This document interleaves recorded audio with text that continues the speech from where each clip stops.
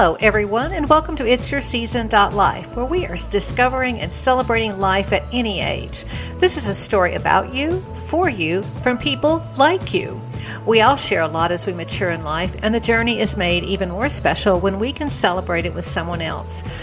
This podcast series is based on living well and eating well, with Living Well podcasts featuring guests to inspire all of us to live a life soulful and rooted in a passion. Eating Well podcasts will be focused on healthy lifestyle tips, easy recipes with a plant-forward focus, and all-around wellness. So let's get started. Hello, everyone, and welcome to this episode of It's Your Season.life. Today, it is the first day of spring, and we are talking eating well and living well and springing into action. So my guest today is Evan Mimiere. He's a longtime vegan who's happy to discuss plant-based eating with anyone who is interested in this topic, and that is why we're here today, because we are interested in this topic. As a male vegan with a background in motorcycle mechanics and construction, he is certainly accustomed to being the only vegan in his circles, but as eating fads targeted men like the keto diet and carnivore diet come and go, he continues to eat a whole foods, plant-based diet since the best longitudinal nutritional studies and his own before and after blood work really helped him optimize his own diet for disease prevention. He eats well, and I have no doubt when he eats well, he is living well as well. So thank you so much for joining me today, Evan. Thank you very much for having me. I appreciate the opportunity. Sure. Yeah. So let's just kind of dive right in and give us an idea of kind of how'd you get started, like where you're from, and then we'll just keep going with it. How's that sound? Sure. Yeah. So I'm from Texas originally, 40 years old. My wife and I both used to live in Arizona. That's where we met. We live in Colorado now. We've been here for 12 years. And a little bit about my background. My first career path was a motorcycle mechanic, and then I worked in construction for a long time. I also worked in the service industry as a bartender for 10 years, but now we are self-employed, and we have both been vegans for 10 years. That is a long time. My husband and I have been 4 years, and wow, maybe we're going to make it to 10, and we're going to find out how to make it to 10 from you today. So what was the inspiration behind a lifestyle change like that? To be honest, it was my wife to start, because when we first met, my wife was a longtime vegetarian. She was a vegetarian when she was in high school. And when we were dating and we were living together before we were married, I was still on the standard American diet. And, it just kind of never made sense, because we were cooking two different meals and just kind of living two different lives, so to speak, as far as, what we ate and like the lifestyle that, we were trying to pursue. And, so she really got me interested in vegetarianism, veganism, things like that, and just constantly educating me on, the health benefits and also the detriment to the planet that big ag has on the earth and things like that. Also, my father had many heart attacks when he was, I say a young man, but like he had his first heart attack when he was in his 40s, and it kind of just scared me a little bit to keep going down the path that I was with the way that I was eating after learning all the things that my wife was teaching me. And we would watch documentaries like Cowspiracy and things like that, and just kind of learn about the deceit that the big ag has, and the environmental impacts and human health impacts that eating meat and dairy do on your body. So long story short, I said, one day I just said, I love to eat vegetables. I said, I have no problem doing that. I was like, why are we doing this? Is kind of ridiculous, like for me to eat a completely different meal than you. And so I just went vegetarian with my wife one day, and really kind of never looked back. That was at the beginning of our vegan journey. So I just switched over to being vegetarian, and we were still eating cheese and eggs and things like that. And one day, my wife is really into, learning our blood work and researching and all these things. My high cholesterol, my bad cholesterol, I should say, my LDL was extremely high. Like I could have possibly been on the verge of a heart attack, and I was 30 years old. And that just kind of scared me, just thinking back to, how my dad, his lifestyle was. And, my dad was a bacon and eggs guy every morning. And, he was a big smoker. And all those things play a factor in your health, obviously. And so after watching Cowspiracy and all these other documentaries and just learning more about the negative effects of dairy on in your body, I just said one day to her, I said, you know what, we just need to be vegans. I was like, all these negative things that eating meat and dairy caused, not only to us but to the planet. I mean, we that's just not that doesn't align with our morals. And so we just switched. And it's been great. And that's kind of really how it started. Was that my wife and I were both eating different meals when we first met, and then we switched to I switched to vegetarianism with her, and then after finding my blood work being really bad, we switched to vegan together, and it's been 10 years now. And may I ask how your blood work is now? Blood work is perfect. It's perfect. Yeah, the LDL, HDL, all the things are just top notch. There's not a problem with my blood work whatsoever, and hers either. My cholesterol, my LDL was always higher than hers, no matter, even we ate the same things. Mm-hmm. And we get our blood work, we get our labs done once a year just to check. But no matter what, my LDL was always higher than hers. So, but since we went vegan, they're perfect. They're exactly the same. It's phenomenal. That's a great story. That's a great result. There's so much out there about maybe not total reversal, but certainly reversing some of these markers. And you were young, and they're really showing that cardiovascular disease does start much earlier than people think. That's a wonderful story about reversal. So a little bit of health, some environment, and just some, kind of what I would call efficiency. We might as well both do it together and just be a little more efficient in our household as well. Absolutely. Yeah. Were there any kind of, I'm going to say ups and downs, but a lot of people ask me, oh, I can do it, or how do you do it, or there's different formulas of you go in and you just take everything out of your kitchen and start fresh, or you kind of ease into it, or when you made that final, did y'all just kind of do like the final sweep, or just were there ups and downs, through that process? Not really. We really just switched 100% to veganism and never looked back. We never wavered on it because we were going from vegetarian to vegan, so we didn't have a bunch of meat or anything like that in the house.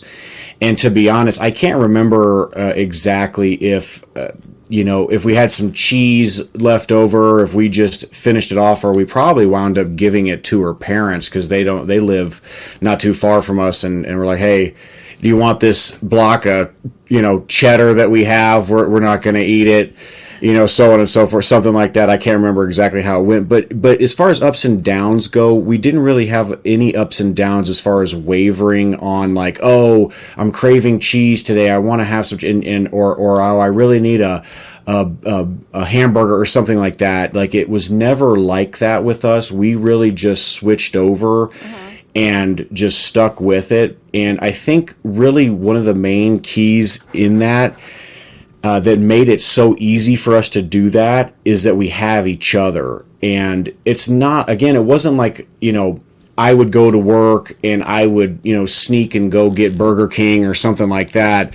It's just that it made it easier for us to work together to figure out what we were going to cook that day and what meals to prepare and things like that, trying to eat a cleaner lifestyle. But I will say this, nowadays, compared to the past, vegans of a decade plus ago that were, really doing it for health reasons, because there was not so much or hardly any at all of all these meat substitutes and cheese substitutes and all these, processed, vegan, quote unquote, foods that technically aren't healthy for you just because they say it's vegan. If it's processed and it has, a lot of saturated fat in it, it's not good for you. And so we kind of started off as junk food vegans, for lack of a better term, as like, because nowadays, there are so many meat substitutes and cheese substitutes, as we kind of switched over by doing it that way, with the meat hamburger substitutes and the cheese substitutes, all these things.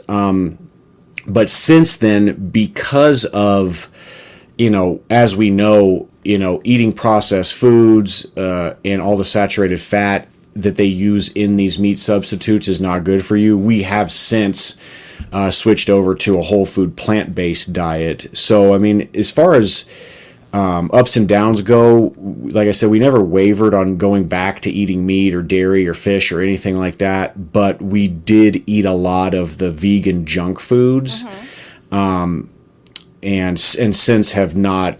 We still will eat those occasionally, or if we go out to eat or something and there's a vegan restaurant that has, seitan hot wings or something like that on the menu, like we'll get that, on occasion, but it's not something that we keep in the house regularly and are always consuming. Yeah. So, I mean, that's a great point. I mean, I think they have some value in helping people with the transition and the mind-bending part of just making the first level of effort, but the vast majority of foods coming from whole foods, that's kind of a mind bender too, of thinking how many whole foods can you put on your plate. That's for many, that's a real transition as well. So kind of on the spectrum, I always say there's kind of like the spectrum of eating more plants from full on vegan and your meat not cooking on a setting where there was a meat product to more vegetarian, and then in the middle there's the no fat, no salt, no sugar group. What are your thoughts? How do you all practice kind of like the additives, like the fat, the salt, the sugar? I think there's one more that I'm missing, but go ahead. We find it pretty easy not to add those kinds of things. We pretty much cook with no salt, sugar, and fat. And we add salt to taste if something we are eating, we think we needs a little bit of salt or something like that. We don't use sugar at all. We don't have sugar even in the house, I don't think.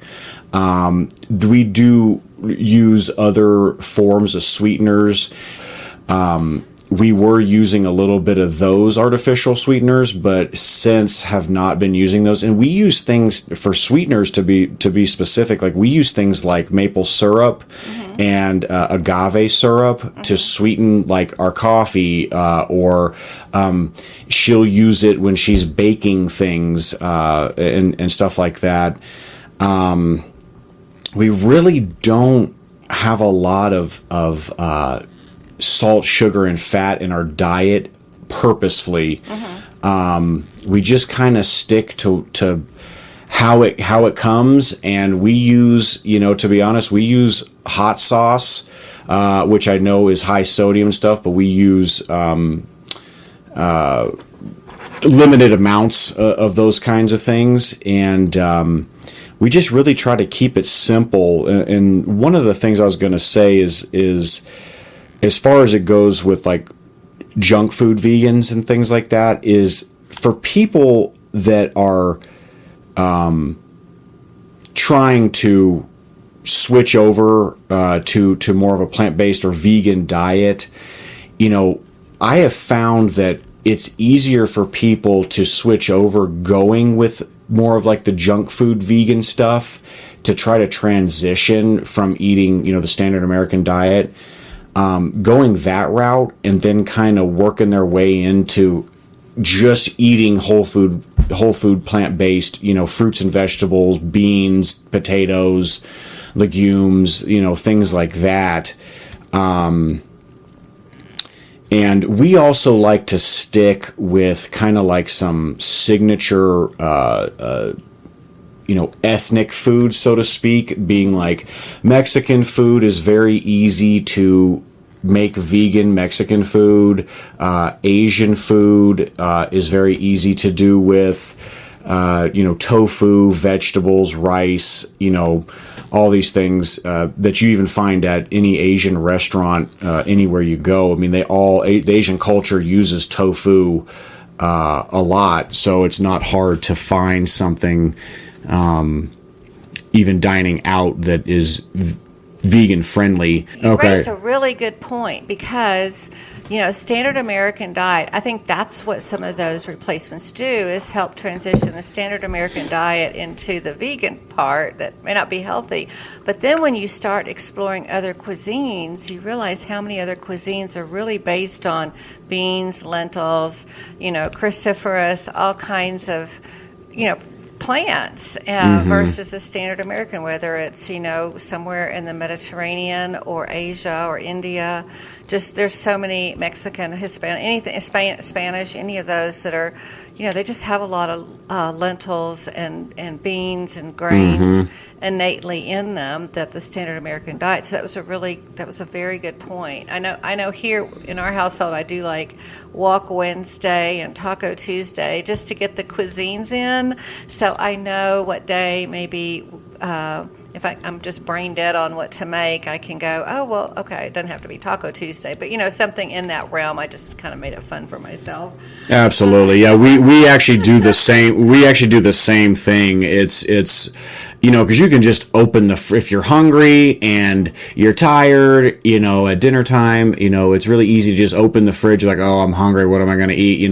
And not have an idea of what to do. But if you have that kind of standardized, so to speak, kind of go-to thing, Taco Tuesday, Mediterranean Monday, things like that. Like it's an easy way to say, like, oh, I can make this. Oh, I have some garbanzo beans and I have some rice. I have some, the hummus, I have some vegetables I can chop up, and it just makes it easy to go right into making something. And it doesn't take as long as people think.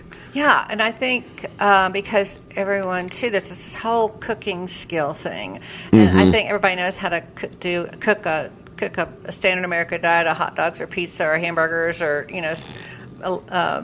unhealthy pasta and so forth. We know what to do with that, but there is a transition to either learning how to cook or prepare. I don't know if it was canned or frozen.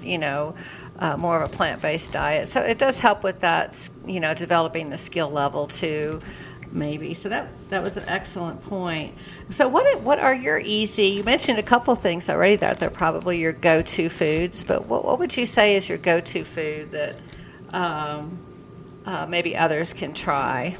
I would say, to be honest, I think it's Mexican food. I mean, it's so good. I mean, growing up in Texas and living in Arizona and just used to real, Tex-Mex or very close to authentic Mexican food. Fajitas, tacos, burritos. I mean, you can even do enchiladas.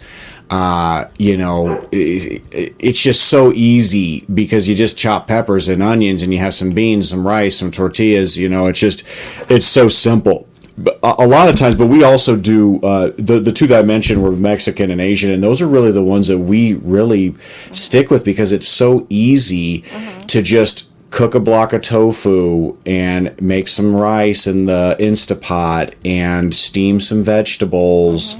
And throw it together with some some sauce, some sriracha and some tamari sauce or something like that, and just have a little stir fry kind of a thing. It's just a super simple, quick, easy dish to make that's healthy and satisfying. I know we're talking about food, but you're saying a lot about sauces, and that's what I tell people. It's like, that's, instead of thinking about meat being the flavor, then your mind kind of bends toward the different sauces and flavors that you can add to things to bring flavor to the dish.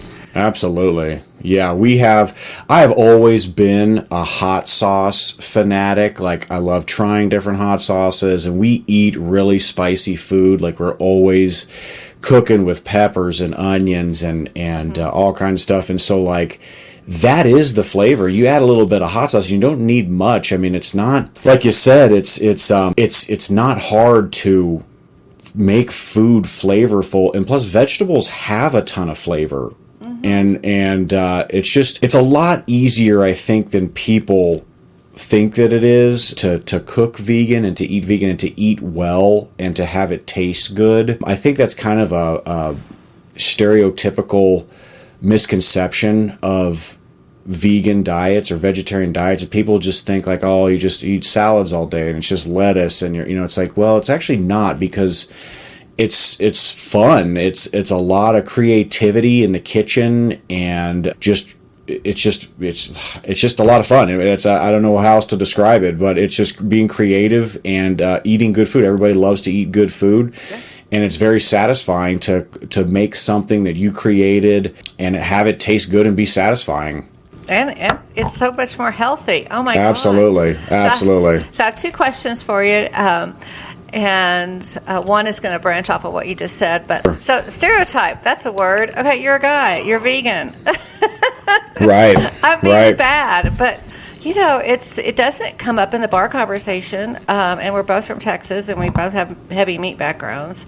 So, kind of, what are your thoughts about men and veganism? I'm not exactly sure how to ask that, but I'm just going to be blunt and say, I don't really hear that, hey dude, are you vegan, Right. No, totally. Well, I'll be honest with you, I don't meet a lot of male vegans, and that could be for a multitude of reasons, but just in general, I don't think that there are a lot of male vegans out there, just out in the world. I mean, if you could Google and you can see there's like a lot of professional athletes are vegan. There's a lot of celebrities and things like that are vegan or have recently switched over to vegan. But I think the stereotype with males and veganism is that society has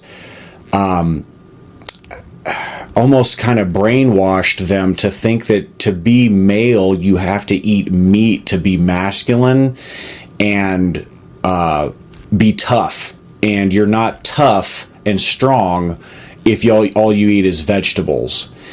And I will just raise this point that it has been proven by scientists who studied the Roman gladiators that the Roman gladiators were mainly vegetarian. So to think about that, those guys were out there fighting to the death, and they were eating diets heavy with beans and grains, and they really had no animal products in their diet whatsoever. I say vegetarian because that's the way the research states it, is vegetarian, but for the most part, these guys were vegans, and they were the gladiators fighting to the death, fighting each other and tigers and things like that.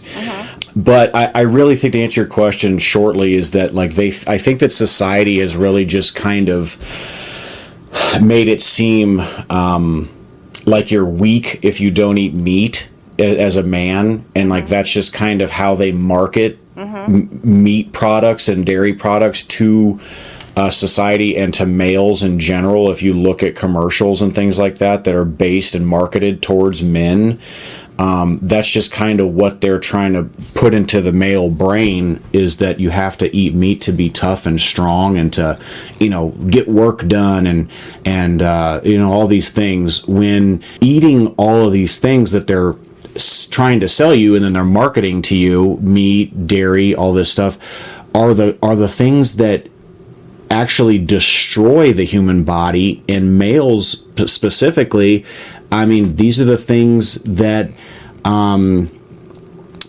cause erectile dysfunction and things like that. And, I just think that there's a lot of misinformation out there, because as we know, the meat industry, the dairy industry, all these industries they pay for research to be favored in their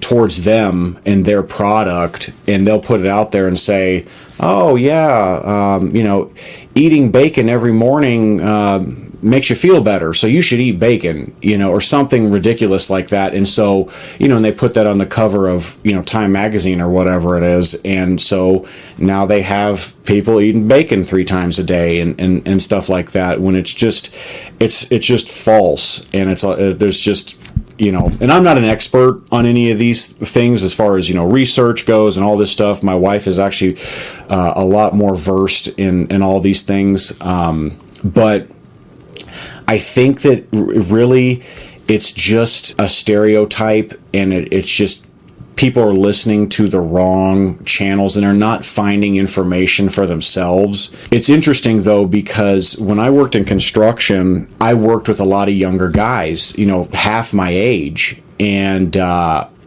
was a vegan. I'd been a vegan for a long time. I was a vegan before I started working construction.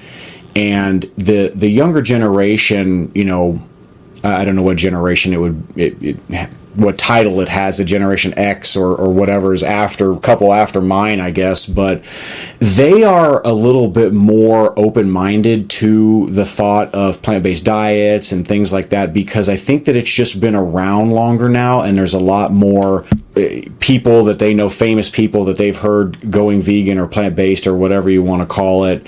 And they're just kind of used to it because you see it on restaurant menus, vegan options and things like that. There's just more of it out in the world. And so what's interesting is that I worked with a bunch of these guys, and they would always ask me questions about being a vegan and this and that and being a man and this and that. And I would, if somebody wants to talk to me and ask me questions about being a vegan, I am more than happy. I'm an open book. I'll give you any information that I have or any experience that I have been through on that topic.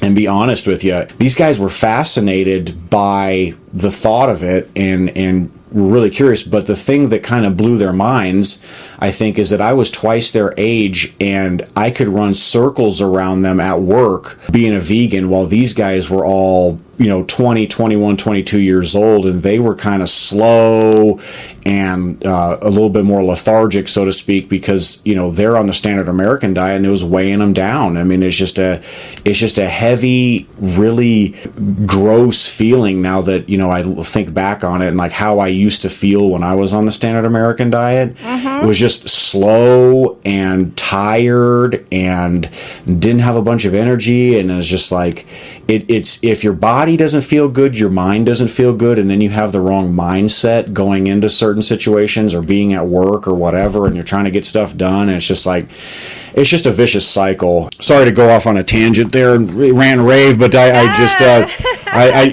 could talk about it for hours, but I find it fascinating because, like I said, I was twice these guys' age, and I'd run circles around them on the job sites, and I never run out of energy. These guys are, slow and could barely keep up. But I think, to answer your question, it's really more, I think guys don't have the right information, or they don't have, because either, number one, they're not looking for it themselves, and they don't have somebody that's showing them, the research, all the correct information on how much better they could be living if they went to a plant-based diet. You raised such a great point on energy level and just how much better you can feel eating more plants. I know for myself, it's like, gosh, when's the last time I had to take something for reflux or something for gas just overall just having more energy, but also just feeling more functional in the GI tract, for lack of a better way to say it, and that just gives you so much more energy, and your microbiome is in such better shape with it. And I think for men too, there's this whole protein thing that, how much protein to get, and can you get enough protein in your diet. We probably have both watched the movie Game Changers. Oh, yeah. And, the discussion of the athletes and so forth. But, what would you say to someone who says, you just can't do that. I'm not going to get enough protein in my diet. Well, to be honest, I would tell them that, there's actually more protein plants and beans and things like that and tofu that's better for you, because there's a difference between, animal proteins and plant-based proteins. And again, it all really kind of comes back to these animal products are the main cause of all these diseases that are in the world today that are kind of man-made. People that think that they're not going to get enough protein. I think in general, America is kind of a little bit obsessed with protein in the diet, when if you look at how, and again, I am not an expert. I get all my information from my wife. I just want to be clear. She tells me and all the research studies, and we watch all the Dr. Greger videos, and we learn together. But she spends a lot more time researching all these things. So really, I'm just kind of going off of what I know from her and I discussing these things. But what my point was is that America is a really protein addicted country in general. And if you look at how much protein you actually need in your diet, the standard American diet is so heavy on protein. I mean, you go to restaurants or whatever, and it's like the main thing on your plate. It's like 80% protein and 20% starch or vegetable or both. And you don't need that much protein in your diet. You need a proper balance of protein, carbs, a small amount of fats and things like that, but very, very, very small amount of fats. I mean, and I don't have the data, the research, the numbers in front of me, but I think that everybody's just a little bit protein crazy. And now, don't get me wrong, proteins are good and they're satisfying and things like that, but you don't need as much as you think to have a balanced diet. So to answer somebody's question that asked me if they don't think they're going to get enough protein, I would say that they're probably getting too much protein from the diet that they're on, and they should probably cut back a little bit. But the plant-based protein is so much cleaner and healthier for you than animal proteins. I mean, the gout, the disease, is a excess of proteins in the body that your body cannot get rid of. So like your kidneys and your liver are trying to filter out all these proteins, and it has nowhere to put them because there's too much protein in your body. So it just dumps it into your feet, and that's why gout is around now. It's a man-made disease because of the protein heavy diets that everybody's on, at least in this country and in other places around the world too. But I just think there's too much protein. I think there's too much protein out there. Everybody's consuming too much, and needs to be a better balance. And the protein comes with saturated fat, and I can't remember what the data is. My husband look at it every once in a while, because just the percent, it's like 40% of the healthcare costs are due to issues that shouldn't be there, like cardiovascular disease and gout and diabetes, things like that. In many cases, you can manage it with diet, and we don't, and a lifestyle change, but it's just not pushed within the healthcare system. They just want to give you a pill or something to do and not really include strong messages. I'm going to say strong messages of lifestyle changes until you're already at the point that you're having to be on several medications. So it's just an interesting phenomena on how we manage our health in here and the messages that are being sent out to the general public. Mm-hmm. And yeah, we don't. And I'm sorry to interrupt, but about the fats, like we eat. My wife and I particularly eat like a very heavy carb heavy diet. We do eat protein, obviously, but like we really don't consume fats at all. Like there's some that you can't escape if you're, obviously processed foods and things like that have some small amounts of fats in them and things like that.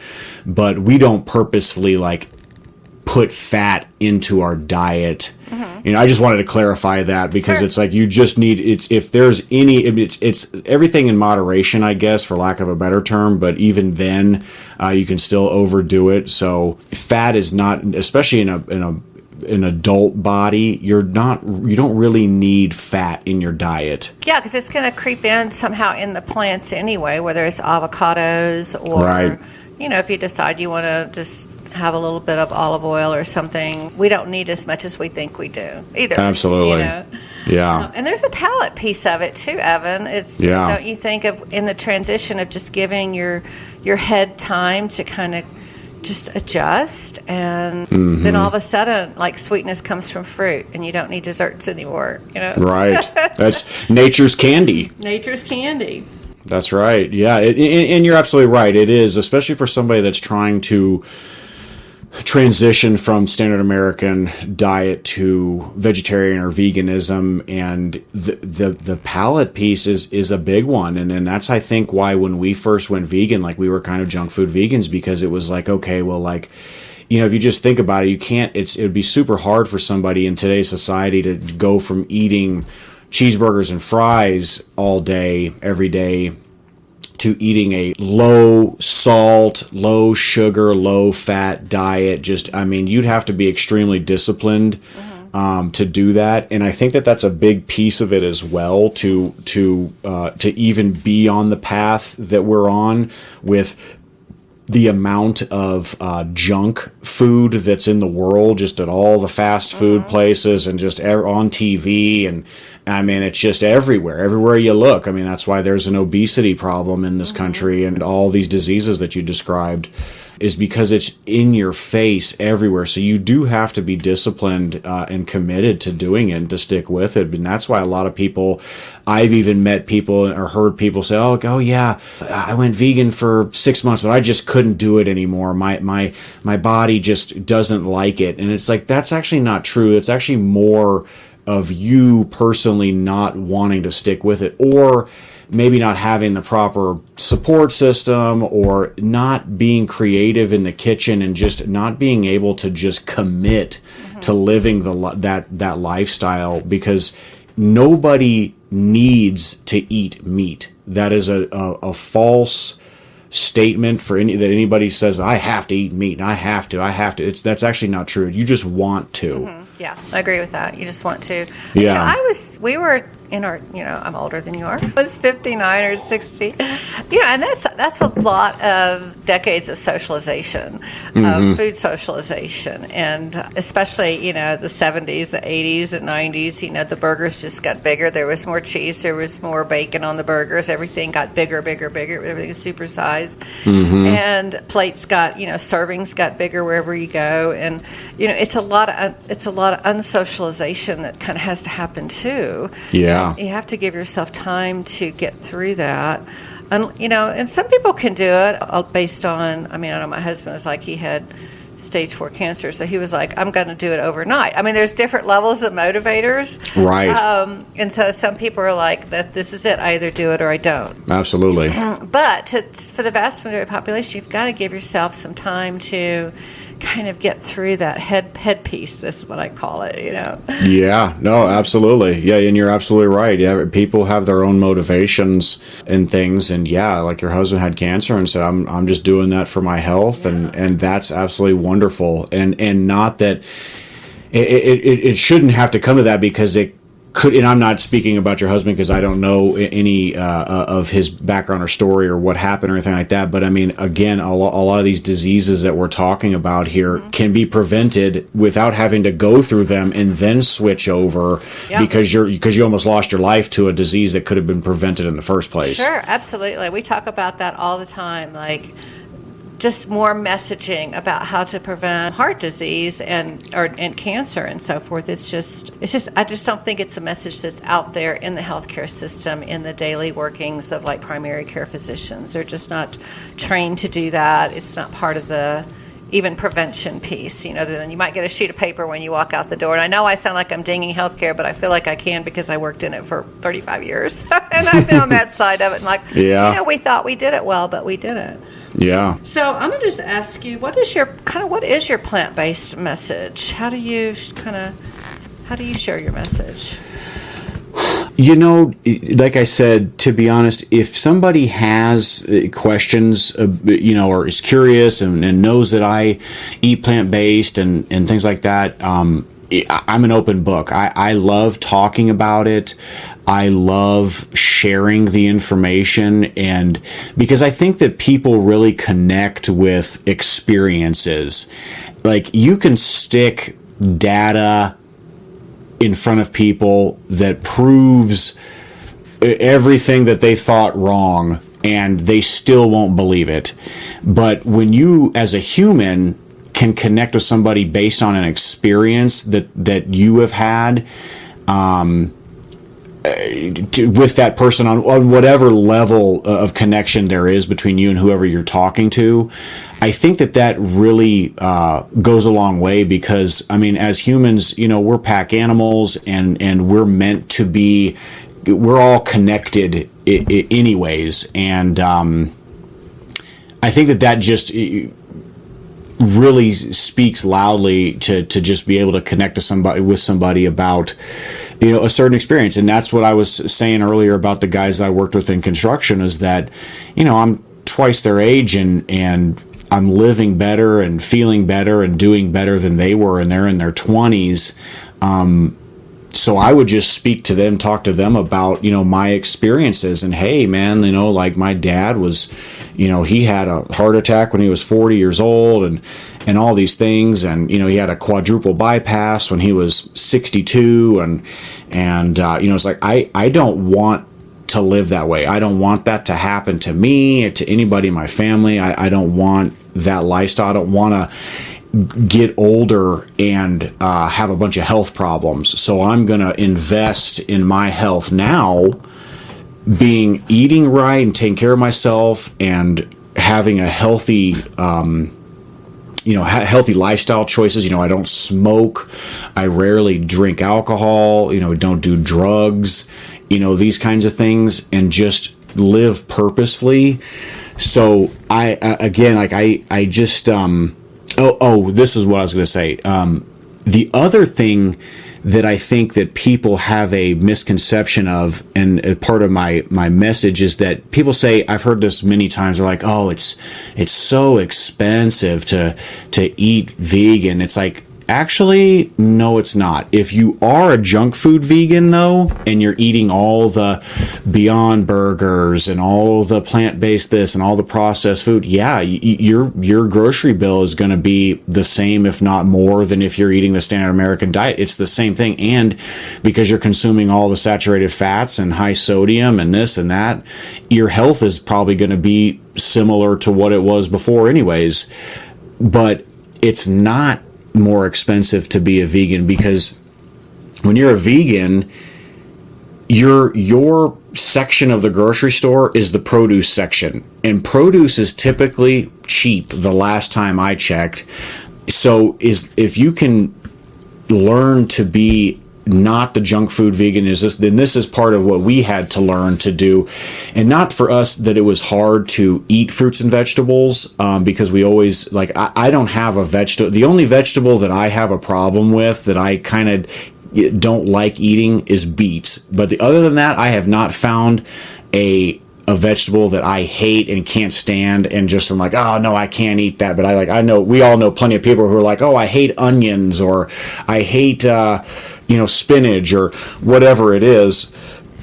And my wife and I are not that way, so it was kind of easy for us to just go right into starting to learn how to cook more with plants and vegetables, fruits and vegetables. But I think that is a kind of a stereotype of switching to a plant-based diet, is that it's more expensive, and it's not. It's cheaper. If you're eating whole food plant-based, your grocery bill is going to be way less than if you're shopping in the meat department and in the processed foods aisles and eating chips and all these things, because your food is dried beans and bulk rice and peppers and onions and asparagus, all these things that you like to eat, I mean, are not that expensive compared to the other way of doing it. And it's not hard. I mean, it's like you get an Instapot, and, an Instapot will make you a big pot of steamed rice in 40 minutes or whatever it is. I mean, it doesn't take that long. It's not as expensive as people think. Yeah, I would never have thought I would be using my Instapot as much. And the other is, I finally figured out an air fryer that roasts and things like that. I actually use it more because I don't want to heat up my big oven, so I can do it in the small oven and roast things and use some of the features in that. And you're so right that you may go out and spend $20 a pound on meat or fish or something, and then you've got to figure out how to keep it fresh or freeze it and not get freezer burn and all that, and just going and just really appreciating all the flavors and the crunches and the textures and the colors. It's like a little exploration into itself. I think, and for us, that was kind of a good way to go into it, is just explore the ones, and everybody has their thing. You don't like beets, and I will never eat collard greens. Something from the South, I did that. I don't like it. yeah, everybody has something. They all have something. Some people don't like lima beans, and that's okay, because there's thousands of produce and grains and beans, and you got 30,000 taste buds, and then you've just got something that got stuck in your head from when you were a kid. So just give yourself a break and find those things that you enjoy. Yeah. So you told me beets was not your thing. So what's your super favorite? Oh gosh, like I said, we eat super spicy food. Like I love peppers. I love to cook with peppers.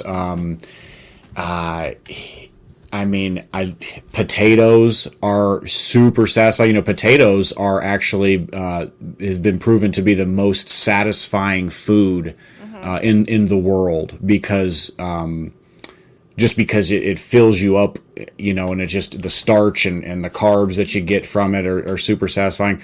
But I love all vegetables. I mean, I really do. Besides the beets, and we'll juice beets. We'll like make a juice with beets in it, but I just don't like them cooked and eating them in a salad or on my plate. Like, it just is tough for me to me, they just taste like dirt.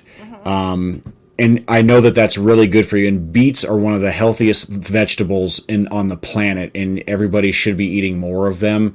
But I really love asparagus. I love a nice salad with, carrots and celery and peppers and onions and jicama, cucumbers, just a plethora. You just got to eat. You're supposed to be eating the rainbow of colors. So all the greens, all the reds, the oranges, the yellows, the purples. It's just fun. It's just a lot of fun to eat all these different things. So like you said, every single one of them has a different flavor profile and brings something different into your palate. I think they're all good. They're all good. Even beets are good. I don't want to talk bad about beets, but they're good, and they're good for you. They have their place. I know that they do. The golden beets are actually okay. Those ones have a little bit different flavor to me than like a Detroit dark red beet or something like that, a bull's blood or something. But yeah, everything, we all need to be consuming all of them. Everything in the produce section, we all need to be eating all of that stuff in some way. So did you find, I know I found this for us, is when I go back and look at the pictures of food that I made, 6 or 7 years ago, I'm like, it's so brown and tan. Mm-hmm. Yeah. And there might be a little bit of color, and I love looking at colorful food now and just making sure there's color on the plate. But I always got just a joke of, I look back and I'm going, oh my gosh, that's like so brown and tan. So we were, somewhere in our conversation today, we were just talking about society and health and some of the pros and cons and so forth of going vegan. And maybe you hear this, like people talk about their health like, oh, well, I'm going to just be on another pill. But kind of what's your take on how proactive you can be on your own health and expectations? Yeah, like you said, you hear so much in society today of people that just they think that the diseases that their parents have or had or grandparents or whatnot are just, they're predetermined to have them. Like, oh, well, my mom had diabetes, and so I'm going to get diabetes, or my mom had breast cancer, or whatever it is, that these preventable diseases, people just think that they are going to have them and there's no way around it, when it's actually just, it's so simple to me that all you have to do is change the way that you eat and eat better. And by eating better, I mean a plant-based, whole food plant-based diet, or a vegan diet. There's no negatives to it. You're going to feel better. Your health is going to turn around. I mean, from my own experience, my bad cholesterol, my LDL was through the roof in my 30s, and I could have been on the verge of having a heart attack. And I just switched to, I cut out the dairy, I cut out the eggs, I cut out these other things, and now I don't have those problems anymore. And I'm going to turn 41 this year, and I feel like I'm 18.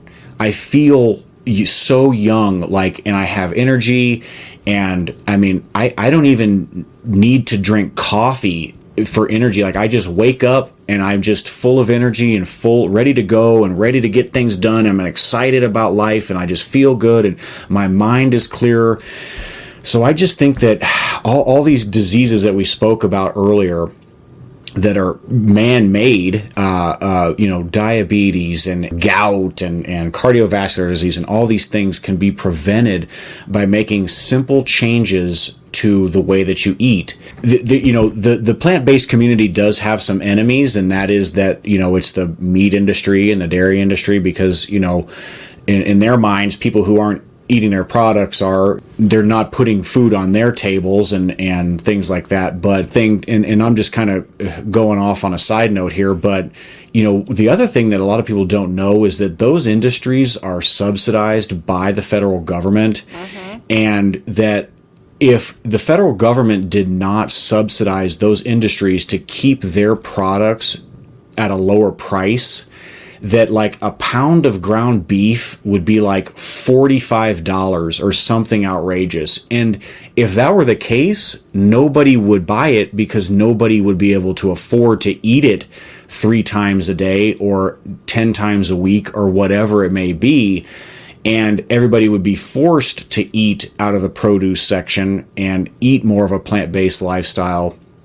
But because of that reason, meat and dairy products are kept at a cheaper price, so it's easy for people to just go to, oh man, I'll pick up a pound of ground and pick up this, and it's cheaper and easier for them, because it's we could go off on that for hours and hours and hours, but I think that's something that people don't know about and people don't understand, that it's you have to think for yourself and rise above what society is telling you, and don't just do what everybody is telling you to do, and especially the way that you eat, because all these diseases can be prevented, and you can live a healthier life by just simply eating better. It's so simple, and it blows my mind that people think it's difficult, but it's the simplest thing that you could do. It's the easiest, smallest change, I think, and it's a small price to pay, for lack of a better term, to invest in your health now and not have to pay for it later, because we all have relatives and people we know, friends and family, that are going through such bad or have gone through really bad medical traumas and things like that, and diseases that they could have prevented if they would have just eaten better in their earlier years. So yeah, I think the message is really like, start now. Don't wait another day, because you're gonna feel better, and you're gonna appreciate it and be happy that you did it sooner rather than later.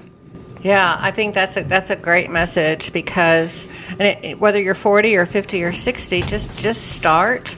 because so many of the diseases are preventable. And you can adjust the genetics. Just because I have so much diabetes in my family, all I think about is I just want to get to 65 and not be on a cardiovascular medicine or be on a diabetes medicine. To me, that's going to be like such a huge win that I think I have arrived, because there was so much in my family, and I was always like, well, I'll probably get it, or just wait for the day. But no, you can be proactive and do something about it and keep it from coming your way. And take the time, make the effort. Absolutely. Yeah, it's so simple. It's like it that I not and it may be easy for me to say because I've been vegan for 10 years now.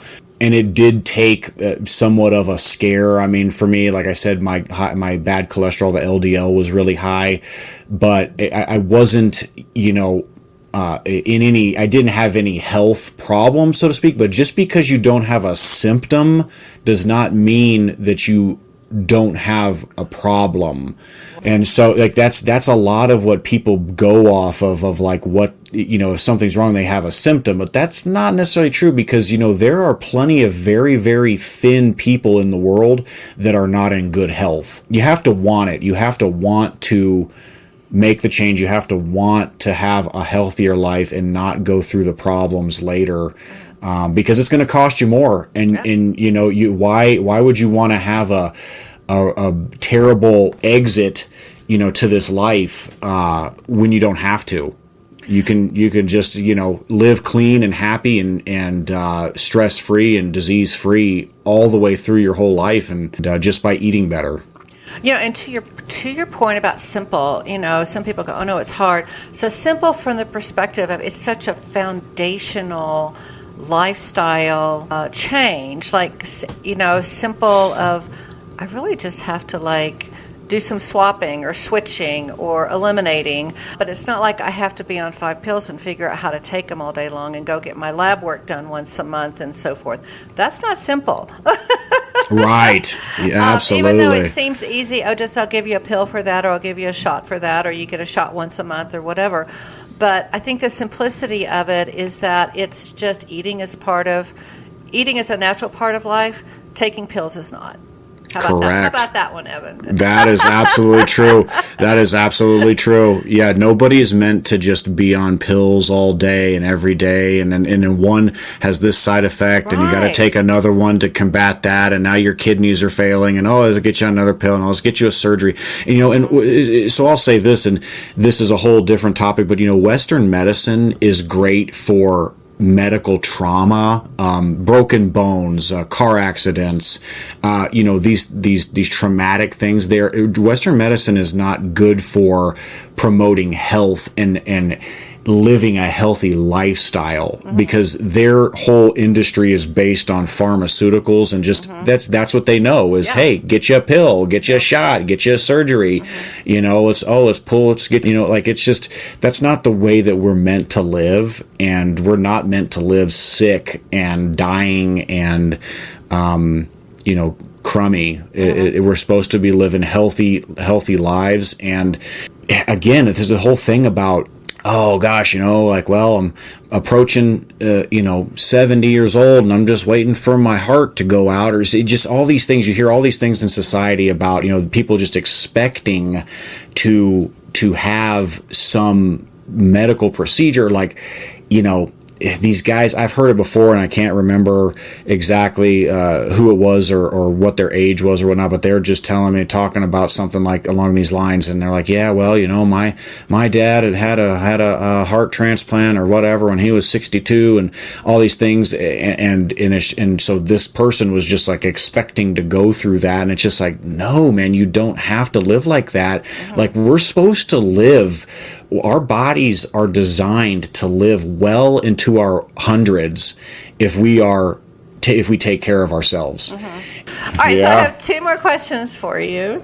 And so do you have some favorite authors or researchers that you just enjoy listening to, you and your wife would recommend, or it could be more than one?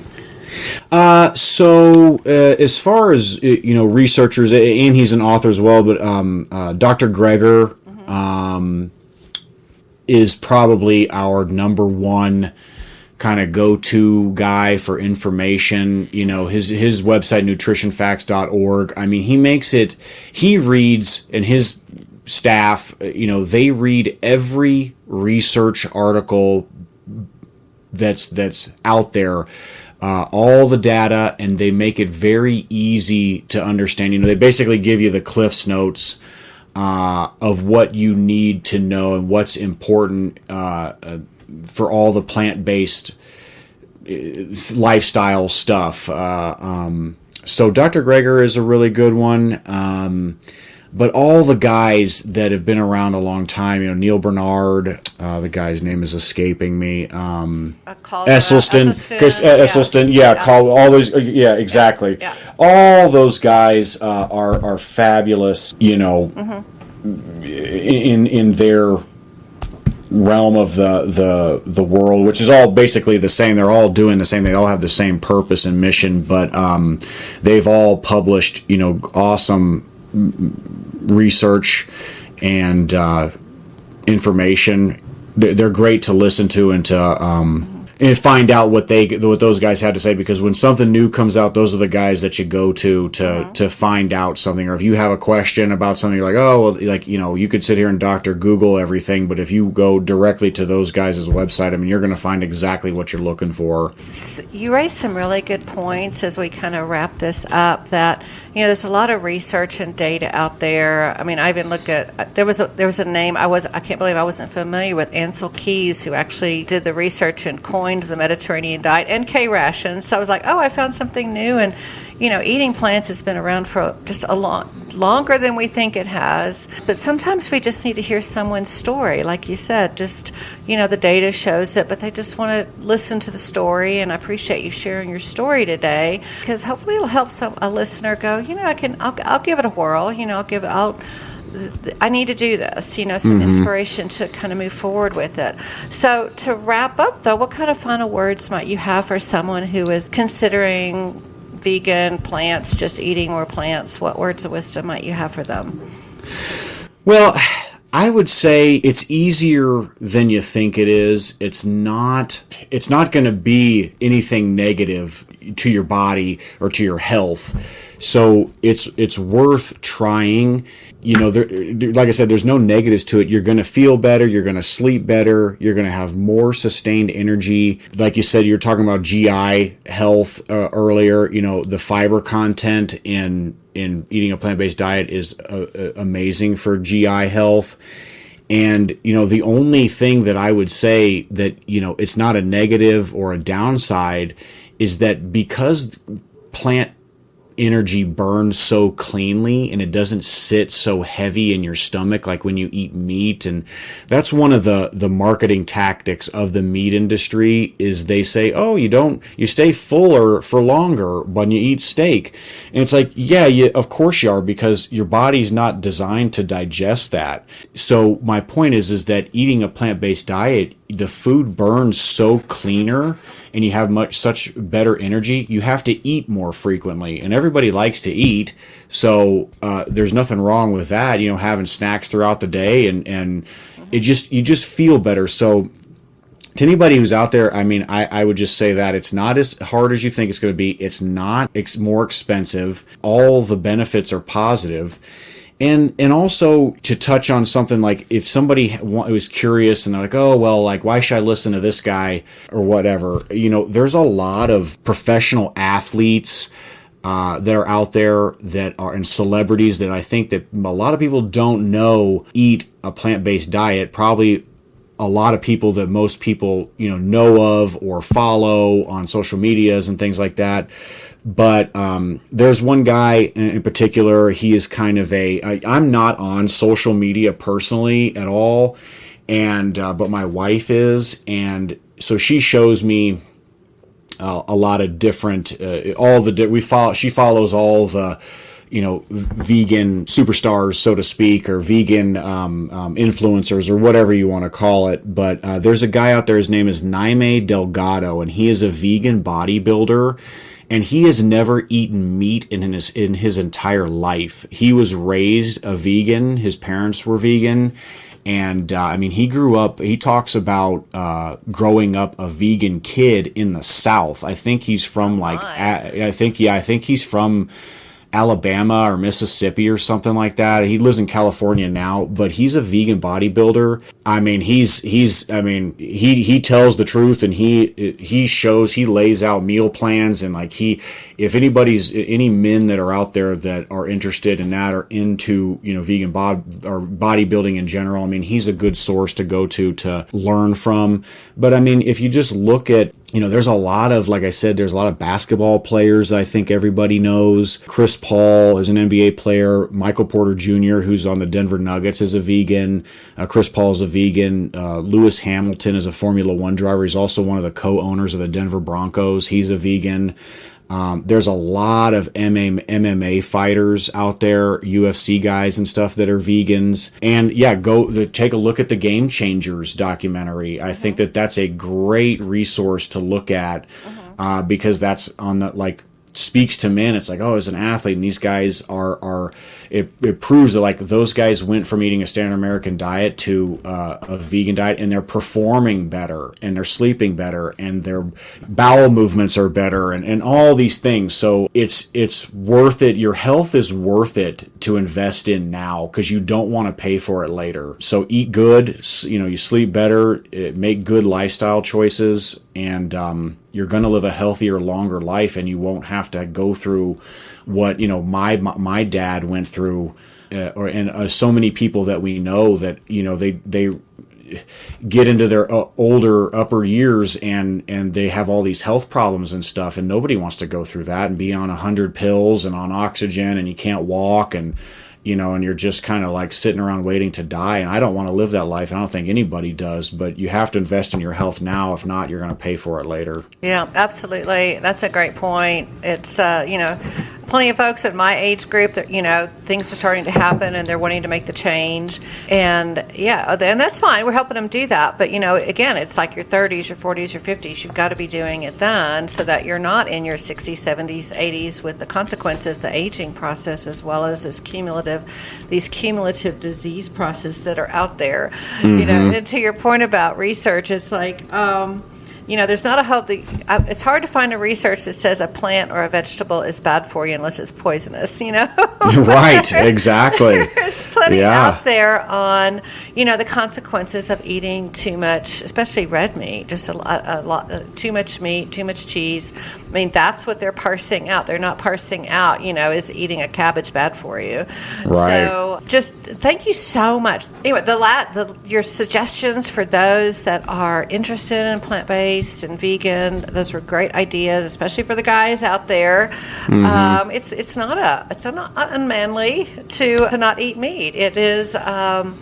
We do want you strong, and all of us want to be strong, whether we're male, female, or however we assign ourselves. But we want to be healthy. We want to live long, healthy lives, and enjoy our later years as well. Enjoy our families now. You're getting ready to have a family, if I recall. That's right. Yeah. My wife is 8 months pregnant. She's due on April 23rd, so we're expecting our first child here shortly. That's exciting. Congratulations, Evan. Thank you. Thank you so much. And thank you so much for joining me today and just sharing your story, and hopefully helping others who want to give it a try or just go full on. Just know it can be done. Hear your story and get some inspiration from that. Yeah, absolutely. Well, thank you for having me. I really appreciate the opportunity to come on and talk about it a little bit, and hopefully it can help somebody change their mind. That's all that we can hope for. So, Evan, just in case someone's out there and they just really want to reach out to you and talk about it in person, what would be a good way or on the phone, what would be a good way for them to reach out to you and connect? Sure. Yes. Anybody can reach out to us via email, and the good email address for us would be mimiermanor@gmail.com, and that's spelled MIMIERMANOR@gmail.com. Awesome. Thank you so much. You're very welcome. Hey everyone, thanks for joining me today. I hope you have a new tip for eating more veg. Give me a shout out with comments or suggestions for future podcasts. And be sure and check out my website. Follow my cooking demos on YouTube under either Lisa Boesen, Boesen, or itsyourseason.life. And if you need a recipe, visit me on Amazon and other online book retailers. And remember, it's always your season to eat more veg. So let's get cooking.